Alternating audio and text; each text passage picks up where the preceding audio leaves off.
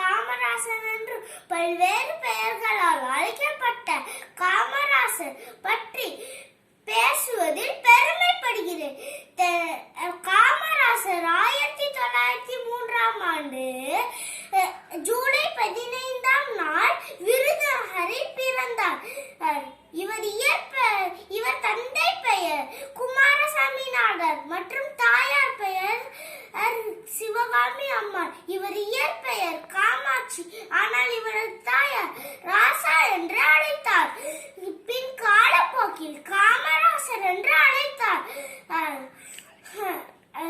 இவர் சிறு வயதிலிருந்த சுதந்திர போராட்ட கருத்துக்கள் மூலம் கவரப்பட்டார்.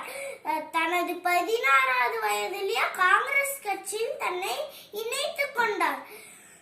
விடுதலை போரில் தன்னை ஈடுபடுத்திக் கொண்டார். கள்ளுக்கடை மறியல், கொடி போராட்டம், உப்பு சத்தியாகிரகம் ஆகியவற்றில் காமராசர் பங்கேற்று சிறை தண்டனை பெற்றார். காமராசர் 1953ஆம் ஆண்டு தமிழக முதல்வராக பதவியேற்றார். அதன் பின் 17,000க்கும் மேலே புதிய பள்ளிகளை திறந்தார். பள்ளி குழந்தைகளுக்கு இலவச மதிய உணவு திட்டத்தினை ஏற்படுத்தினார். தமிழக அரசியல் வரலாற்றில்